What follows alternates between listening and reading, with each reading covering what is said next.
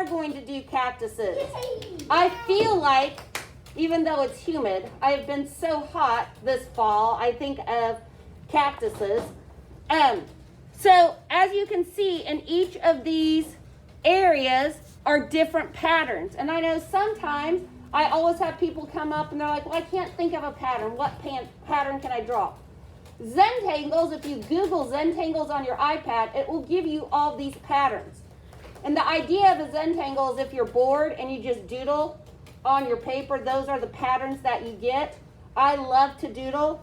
Zentangles, if you look it up, just gives you a lot of different ideas. If you notice on this, I use both thick and skinny Sharpies. And I'm so excited because you guys brought in so many fabulous Sharpies. That, yeah, super fatty. That's going to work really great. So, to begin with, I am going to draw a horizon line down here at the bottom of my paper. You guys just wait for a minute. I'm going to go ahead and draw mine in Sharpie so that it's easier to see. So the first thing I'm going to do is I'm going to draw my horizon line. If you get a Sharpie that doesn't work, we'll just throw it away. The next thing I'm going to do is I'm going to draw a skinny hot dog. Then, sometimes it might be easier to draw your arm and then make an outline around it. Draw your arm, make an outline around it. If you want it to have a little cactus flower on it, that's fine. You can draw that. Cactuses have, I don't know what they're called. They're like those ridges.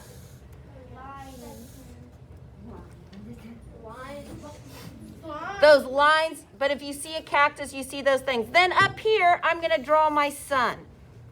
And around my sun, I'm going to draw rays.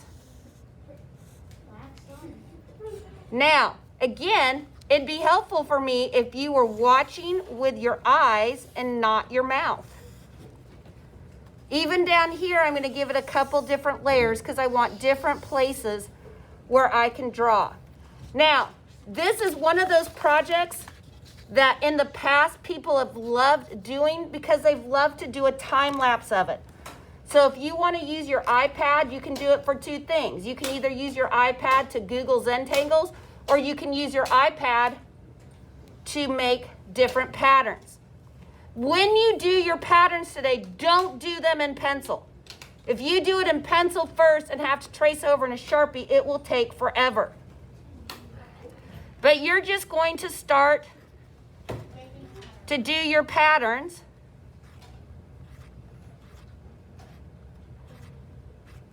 And let me tell you, if you've never done a time lapse, who's never done a time lapse? The time lapses are awesome. They make it look so fast. But you're really going so slow. I think Mr. Barlow was going to do one of these today too, because he's missed art in my room.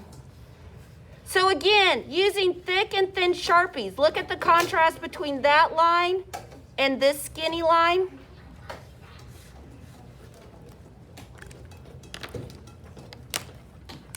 I can do dots. Now notice, am I going up and down like this? No. No, that would ruin my Sharpie. And it would ruin the whole art. It would make a hole in it. Yes. A big dot. Now, this is not a one-day project. For it to be really good, it's going to take, we'll finish it next week.